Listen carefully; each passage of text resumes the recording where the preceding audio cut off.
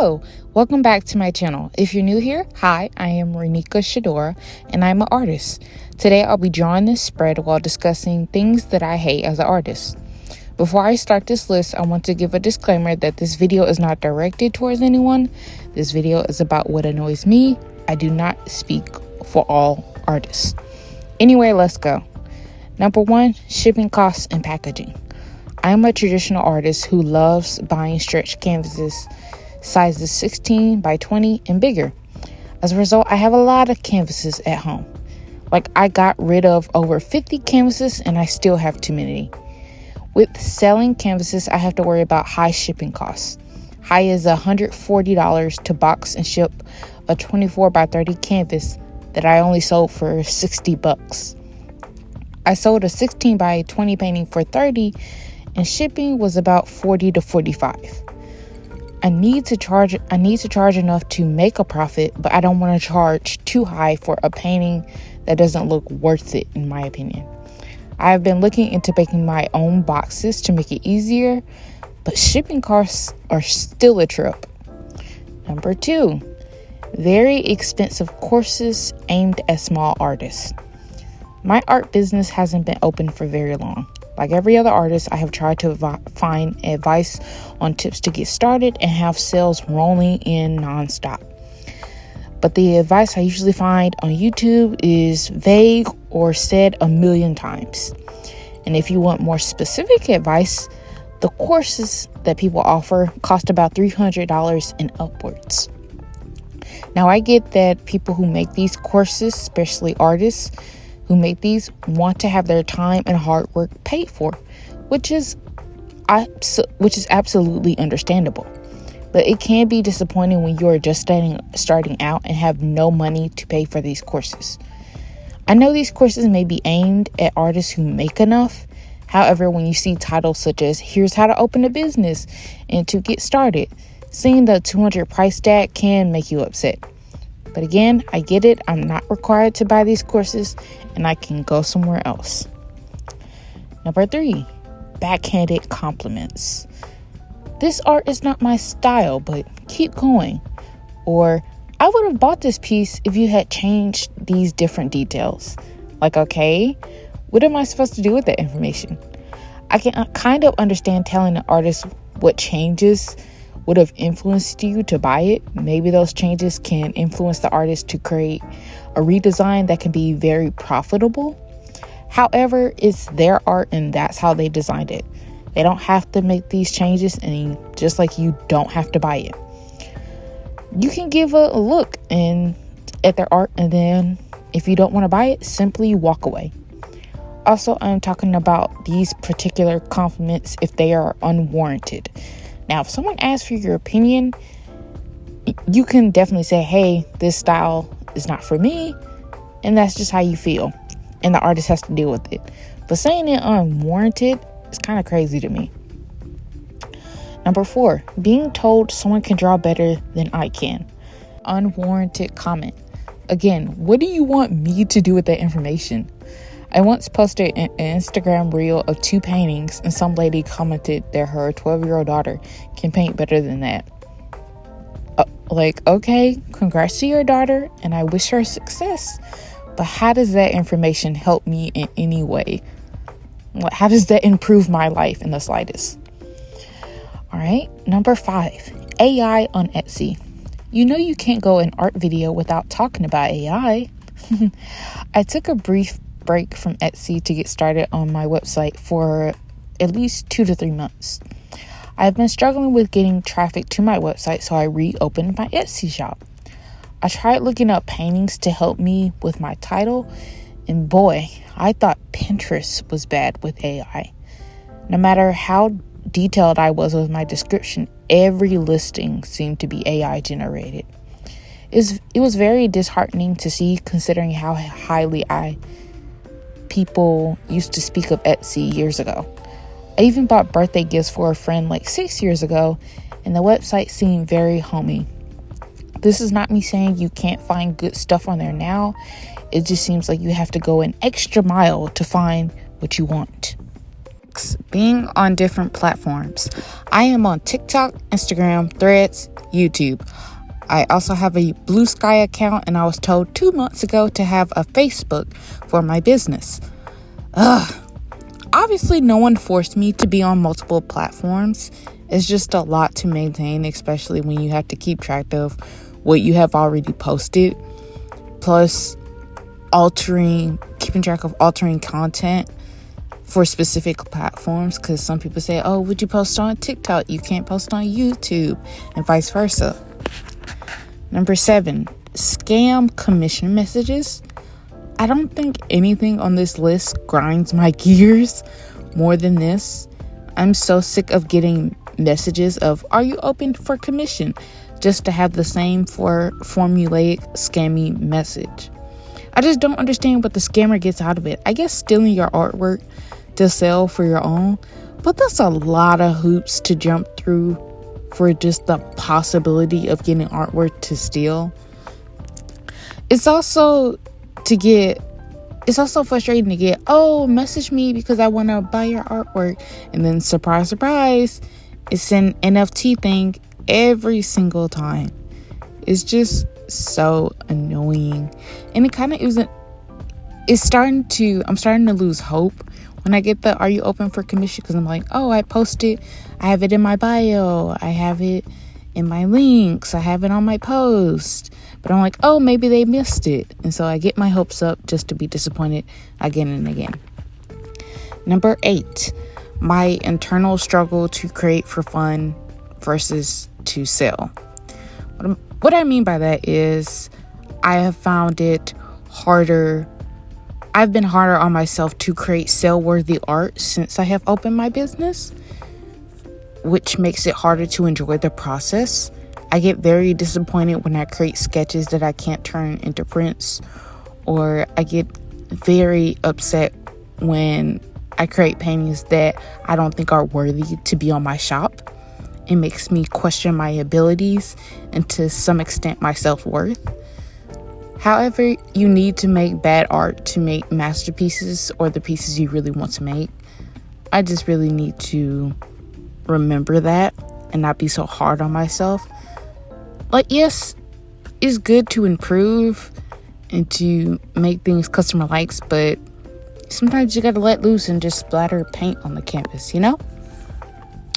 Number 9, the struggle to find art-related jobs. As I am working on getting sales and commissions, I am trying to find jobs to help my business. Jobs that can help me pay for packaging material, art supplies, and any necessary fees when it comes to my website. Finding art-related jobs on LinkedIn, Handshake, and Indeed has been a challenge. I know the job market is a mess right now, and having an art degree may help in the area. I would just like more opportunities to be around art.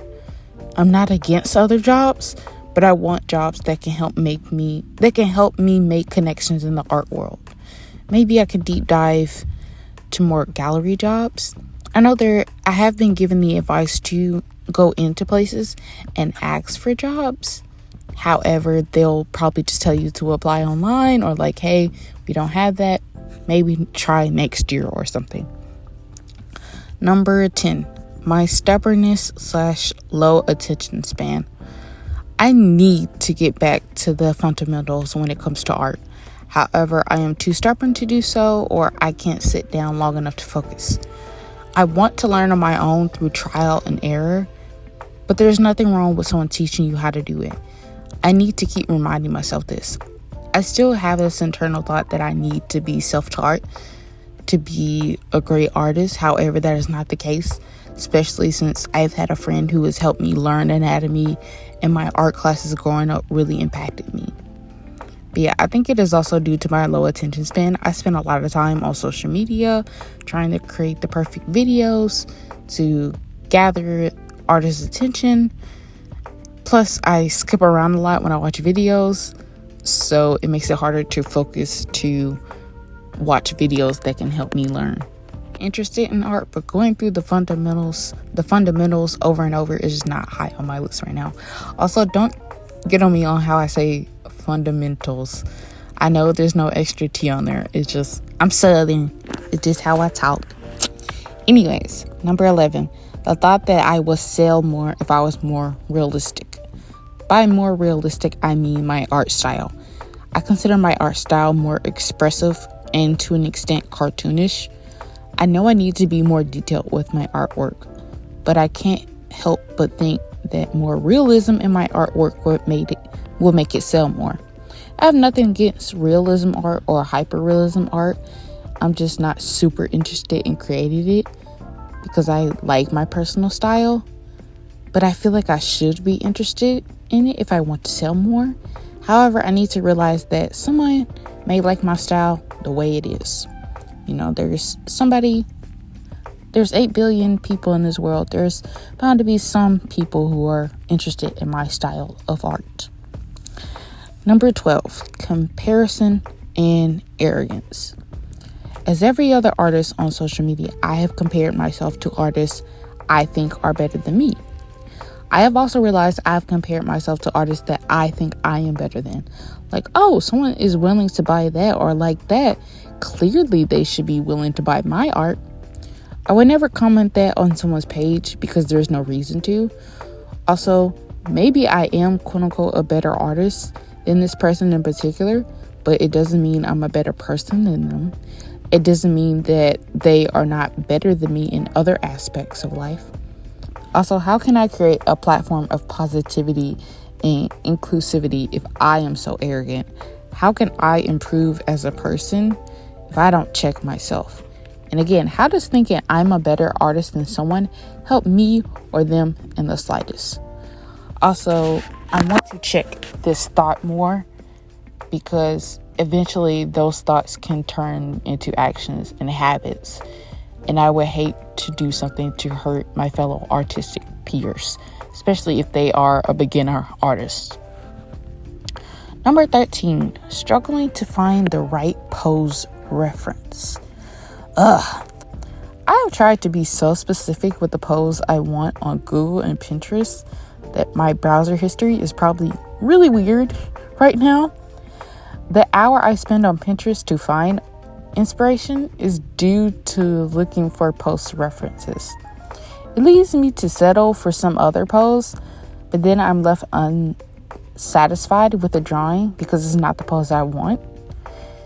It can be annoying to have 3 tabs of poses for one drawing. It makes me want to go to ChatGPT to create the perfect pose. However, if I can use ChatGPT to find it, then I can find the pose on the internet. Also, if you know any more websites that can help me with poses, I know Line of Action is a good one, but there are other websites out there. I just can't remember the name of them. But yeah, anyways, if you have any pose reference websites, please let me know. Number 14, equating my numbers to how successful I am. Social media numbers don't equate to sales, but I still can't help but to believe it does. I have over 600 followers on Instagram and TikTok. I thought hitting 500 would be it for my business, but boy was I wrong. Now I'm like, oh, if I just hit 1,000 or 5,000, then that will be my big break. Or clearly I'm not successful because I don't have 1,000 followers. Social media isn't everything. Some of my biggest customers may not come from social media and may come from markets in small towns. However, also there are some artists out there who probably had social media very late in their business, and so they may not have a lot of followers, but they have had great success. So again, I just need to remind myself that social media isn't everything. Number 15, drawing feet. And I thought drawing hands was hard. I tried to draw feet, but then I gave up and draw shoes instead. In a recent digital drawing, the feet look so noticeable and so out of place, and I hated it so much.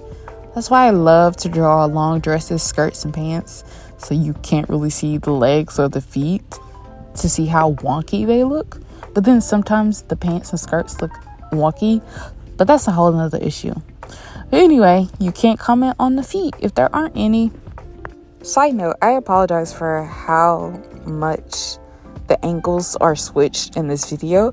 It is unintentional, and I tried my best to get the best angles. It seems like there were so many distractions and things that needed my attention during recording of this video. Every time I got up, the angle would have to be readjusted, and it was annoying. I apologize, and it will be better for the next video. Number 16, believing one platform will be my saving grace.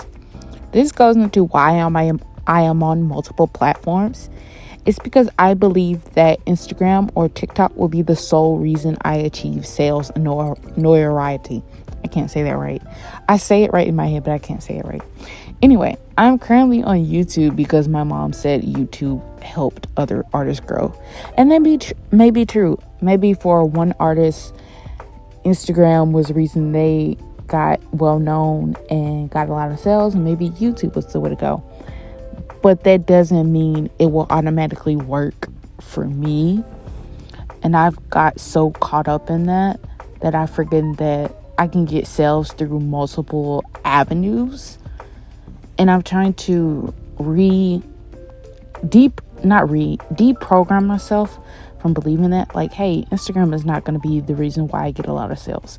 YouTube is not the reason people going to know my name. It is because of my art, the way I showcase my art, how people feel about my art. So the avenue that I choose to do that doesn't matter. Like, I can have a lot of great paintings, but it's because of those great paintings that people like it. It is not because of Instagram solely, if that makes any type of sense. I hope it does. But yeah, I hate this thought so much because I believe it has held me back from trying new things and for even looking for markets. I've been so focused on creating content that I have completely let my desire to try my art more. Sorry, I'm all over the place. But I have completely let my desire to grow on social media sideline my desire to be in more markets. Instead of looking for markets, I'm looking for more ideas to grow on social media, more real ideas, more art transition videos when I need to be focused on selling my art in small town festivals. This kind of goes into reason 17, my initial naivety. Of course, when you're starting a small business or starting out as an artist, you can't help but to be naive. You know, I thought, if I just open my Etsy shop, immediately the sales will roll in. But just like, nobody knows your name. Nobody knows you have an Etsy shop. How can you expect to grow immediately? And I'm still trying to deprogram myself from thinking that. And there's only so much I can do. Of course, when it comes to life, you're going to be naive. You can't help it, you know. But come on now, Renika. You thought that opening your Etsy shop one day in July at 1 a.m. would have 10,000 sales or at least 100 sales by the next day. Like, let's use our thinking caps. Let's be realistic. You know, sometimes that happens for some people, but just because it happens for one person doesn't mean it's always going to happen for you, if that makes sense. All right, that is 17 things I hate as an artist. There is probably more things, but I just can't think of it all at the top of my head. Anyways, if you're an artist, let me know what you hate personally or what really grinds your gears. Or if you're not an artist, let me know what you get annoyed by when it comes to art in general or the art community. Thank you for listening to me ramble. Thank you for listening to my speed drawing. I'm sorry. Thank you for watching my speed drawing. Again, I apologize for the many different angles. It will be more consistent next time, or at least I'll try to be.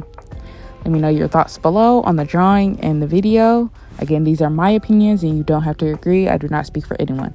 Anyways, as always, have a good day, have a good night, have a good morning. Bye.